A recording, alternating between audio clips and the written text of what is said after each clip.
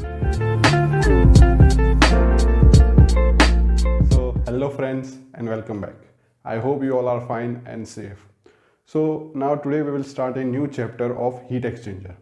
In today's chapter, we will discuss what is a heat exchanger, classification of heat exchanger, and temperature versus length diagram of the parallel flow and counter flow heat exchanger. So, I hope you will enjoy this lecture and please don't skip any minutes of this lecture. And please don't forget to subscribe to my channel if you had not subscribed, and share this video as much as you can share. So, and please hit the like button if you find this video helpful, right? So without any further delay, let's get started. Now we will see the definition of heat exchanger. So heat exchanger is a device which transfers the energy from hot fluid to cold fluid with maximum rate and minimum investment and running cost. So this is the device, this is the definition which is mentioned in the textbook. Now for the different applications of heat exchange, we have different types of heat exchanger. See, means on the basis of different applications, there are different types of heat exchanger. So basically we will see the classification of heat exchanger. So how we will see the classification of heat exchanger? So first we will see on the basis of the nature of heat exchange process. Means first is on the basis of nature of heat exchange process, that how the heat exchange takes place in that heat exchanger. So in this category we have two types of heat exchanger, that is direct contact or open type heat exchanger, and second is indirect type heat exchanger. Now what happens in direct contact or open type heat exchanger?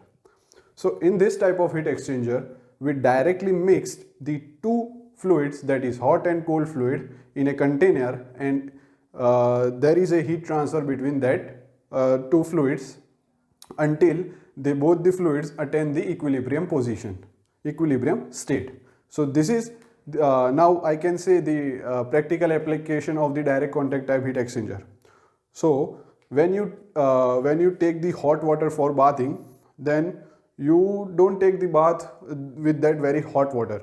You add some cold water and make that water suitable for your bathing. So what you indirectly doing, that you are pouring directly the cold fluid into that hot fluid. So that is the direct type or direct mixing type heat exchanger. That is the example of that heat exchanger. Now secondly, we have the indirect type heat exchanger. So in this heat exchanger, we have two different heat exchangers, that is regenerators and recuperator. So a question will arise in your mind that what is the regenerator and what is the recuperator. So I will briefly tell that what is regenerator. So regenerator is a heat exchanger in which there is a mechanical component called as matrix. So what that matrix does, that absorbs all the heat from the hot fluid and store in that matrix. Now when the cold fluid arrives in that heat exchanger, that matrix give its all heat to that cold fluid. So basically what happens in the first cycle, when the hot fluid arrives in that heat exchanger, the matrix absorbs all the heat from that hot fluid. And after some time in the second cycle, when the cold fluid enters in that heat exchanger, it gives means the matrix gives the heat to that cold fluid. This is how the heat exchange takes place in the regenerator. I will show the diagram of this regenerator also, but afterwards, after rubbing this part.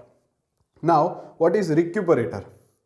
So recuperator means it is a type of heat exchanger in which we have a partition. That means the two fluids, that is the hot fluid and the cold fluid, are separated by a partition.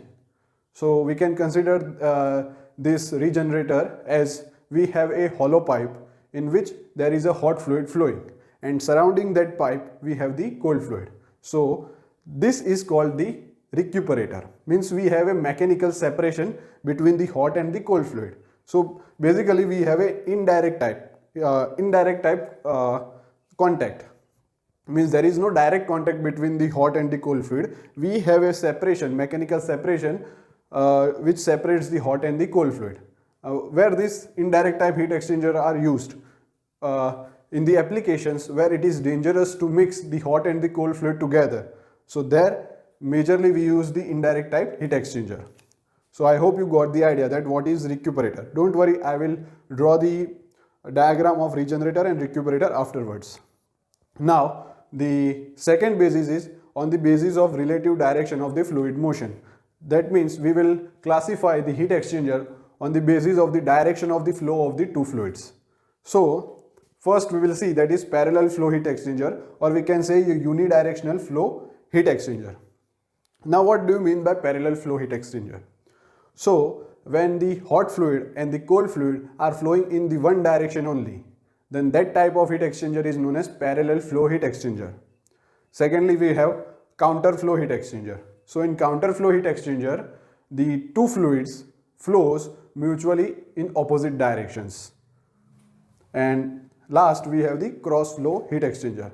So in cross flow heat exchanger, suppose a hot fluid is flowing in this direction, then cold fluid will flow in this direction. Means there will be a 90 degrees in the direction of the flow of two fluids, that is hot and cold. So that type of heat exchanger is known as cross flow heat exchanger.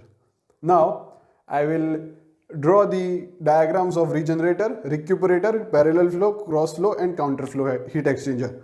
We have more categories also, that is on basis of the design, then shape. So that type of classification you can read in the textbook. So these are the important terms. So I had discussed and I had mentioned on the board. So you can write this also.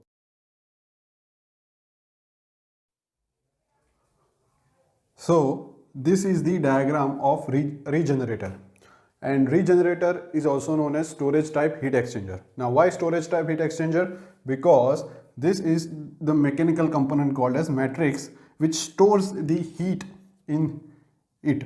In the first cycle, when the hot fluid comes in here in this direction, this is the direction of hot fluid, the heat of this hot fluid is stored in this matrix. Now after in the next cycle, when the cold fluid comes, that means suppose that the cold fluid is entering in this direction and leaving here. So this is the cold fluid, right? So the heat which is absorbed by this matrix is given to the cold fluid. So this matrix works as the sink in the first cycle when the hot fluid comes in, and when the cold fluid comes in the second cycle, it acts as the source of the heat for this cold fluid, right? So this is the only type of heat exchanger in our syllabus which have the cyclic process. That is, in the first cycle when the hot fluid comes in, it gives its heat to this matrix, and in the second cycle after some time the cold fluid comes in the heat exchanger and this matrix gives the heat to the cold fluid. So this is the heat exchanger which have the cyclic process, cyclic heating and cyclic cooling. Now the second is recuperator. So recuperator, we can imagine this as a pipe, this as a concentric pipes, in which in the innermost pipe the hot fluid is flowing and surrounding that pipe we have a cold fluid. So this arrangement is known as recuperator. So you can see outside this innermost pipe there is a cold fluid flowing, and inside this innermost pipe we have a hot fluid. So this hot and cold fluid are separated by a separation. So that separation can be plain or can be in cylindrical form, but majority you will find the separation in case separation as cylindrical only, that is in pipes, as pipes. Now this is the diagram of parallel flow heat exchanger. So what is in parallel flow heat exchanger? The two fluids have the same direction of the flow. So here the hot fluid is flowing in left to right direction, So similarly the cold fluid is also flowing from left to right direction. So these fluids have the same direction of the flow. So we can say here it is a parallel flow heat exchanger. So this is also a parallel flow heat exchanger. Now what is counter flow heat exchanger? So counter flow heat exchanger is just opposite of this parallel flow. So in counter flow heat exchanger, you can see the hot fluid is flowing from left to right and cold fluid is flowing from right to left. So they have two mutual opposite direction of flowing. So this type of heat exchanger is known as counter flow heat exchanger. And the most used heat exchanger in the industry is the counter flow. this parallel flow heat exchanger is not used in the industries, but this counter flow heat exchanger is used in the industries. Now what is the reason behind that? I will discuss in the next class, or if I will get the time, then I will discuss here only. So this is about counter flow heat exchanger. Now what is cross flow heat exchanger? So in cross flow heat exchanger, suppose we have a fluid, we have a hot fluid which is flowing in this direction, in pipe or in any of the component. This is the direction of the hot fluid. Now suppose your cold fluid is flowing in this direction. So this is the cross flow type heat exchanger. So you can see here we have the direction of the flow of two fluids as perpendicular to each other. So if the hot fluid is flowing in this direction, then cold fluid will flow in this direction or in this direction. But there will be a 90-degree angle between that. Not exactly 90, but you will find there is a 90-degree angle between this hot and cold fluid directions. So this is known as cross flow heat exchanger. So now I will draw the diagrams of temperature versus length for parallel flow heat exchanger and counter flow heat exchanger. In that I will explain that why counter flow heat exchanger is used in the industries. So you can see this is the temperature versus length graph of parallel flow heat exchanger. So we are analyzing the heat exchanger along the length of the heat exchanger. So consider L is the length of the heat exchanger, that is of parallel flow heat exchanger. So when the hot fluid is entering at Thi temperature, let Thi be the temperature of the inlet of hot fluid and Tho is the temperature of outlet. It means Thi is here, this is Thi, this is Tho, the outlet temperature. So when this hot fluid flows in the heat exchanger along the length L, it gives its heat to this cold fluid and its temperature reduces in this way. So this is the outlet temperature of the hot fluid. Now at the same time the cold fluid is entering at temperature Tci, right? The cold fluid is entering at the temperature Tci, which gains the heat along the length of this heat exchanger and increases its temperature up to Tco, right? So Tco is the outlet temperature of the parallel flow heat exchanger. This is just a notation. You can put T1, T2 or T-1, T-2, it is up to you. Now the end temperature difference here is known as theta1 and this side end temperature difference is known as theta2. So theta1, that is end temperature difference for parallel flow heat exchanger, is Thi minus Tci, and theta2 is equals to Tci, it is theta2 is Tho minus Tco. So this is the values of theta1 and theta2 for parallel flow heat exchanger. So remember these values, these are important. So I hope you got the idea behind this graph. Now we will see the counter flow heat exchanger, the graph of temperature versus length of counter flow heat exchanger. So as we know, in counter flow heat exchanger, the hot fluid and the cold fluid have the opposite direction for the flow. So suppose that hot fluid is flowing in this direction, then cold fluid will flow in this direction. So this arrow denotes this is the graph of what? Counter flow heat exchanger. So it is mandatory to draw these arrows. Now the same notation that this is the temperature where Tci is the temperature of cold fluid and Tci is the temperature of cold fluid at inlet, and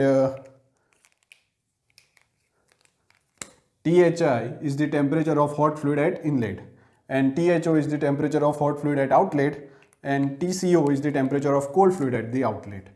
Now one thing I just forgot to say, that in parallel flow heat exchanger, the inlet and the outlet for both the fluids will be same. That means the inlet of both the fluids is same in the parallel flow heat exchanger. So from here only cold fluid is entering, and on the same side we are having the hot fluid also, and on the same side we have the outlet for both the fluids. But in the case of counter flow heat exchanger, we have the opposite case, that is the entry and the exit in the case of counter flow heat exchanger for both the fluids is different, is opposite. So suppose if the cold fluid is entering in this direction, then there will be an outlet for this hot fluid here. And suppose if the hot fluid is flowing in this direction, means the hot fluid have the inlet here, then at this side the outlet will at this side the cold fluid will have the outlet, means the inlet and the outlet in counter flow heat exchanger will be different. Now we will mark the temperatures, that is here will be T. So from here we have the entering, we have the inlet, so we will write THI. So this is the outlet of the heat exchanger. Now at the outlet we know the cold fluid will enter in counter flow, so here we will see it is TCI, and at the inlet of the hot fluid we have the outlet for the cold fluid, so we will write TCO, right? Now this is the theta 2, we will keep the same notation for the end temperature difference, that is here theta 2 and here we will have theta 1, right? So theta 1 is equals to THI minus TCO. See here theta 1 is different from parallel flow, and theta 2 is equals to THO minus TCI. So this is the values for the theta 1 and theta 2 in case of counter flow heat exchanger. Now I mentioned earlier that in industries this counter flow heat exchanger are preferred. Now why this counter flow heat exchanger are preferred? Now you can see in parallel flow heat exchanger at the inlet we have the maximum temperature difference, but with the length the temperature difference reduces. That means at inlet obviously we have the maximum heat transfer rate, because what is temperature difference? It is the driving potential for heat transfer. So maximum temperature difference leads to maximum heat transfer rate. But in this parallel flow case we can see that with the length the temperature difference reduces. So as we move forward in the heat exchanger in parallel flow, so we can see our heat transfer rate is decreasing. So to transfer the heat effectively in case of parallel flow heat exchanger, we would require a long area or very large length to transfer the heat effectively. So that is not convenient in industries. But in the case of counter flow, we can see that throughout the inlet and the outlet we have the nearly equal to same temperature difference. Not exactly same temperature difference at outlet and inlet, but we can see we have nearly equal to same temperature difference at outlet and inlet. So we can have nearly equal to same heat transfer which we will get in at the inlet part, and that heat transfer rate will nearly equal to the heat transfer rate which we will get at outlet. That means along the length of the counter flow heat exchanger we can have the heat transfer rate not increasing but constant. Means suppose we have the heat transfer rate as Q1 dot at the inlet. So if we analyze the counter flow heat exchanger along the length, then we can find that at outlet we have nearly equal to same heat transfer rate which we had obtained in the inlet. So this is the reason that why industries use the counter flow heat exchanger, because we have the maximum temperature difference at inlet and outlet, and there is no drastic change in the temperature difference as we can see in the parallel flow heat exchanger. So in counter flow heat exchanger it is not required to have a very long length of the heat exchanger. So this is economical. Now there is another reason also, means we can conclude this by mathematical way also, but that we will discuss in the next lecture.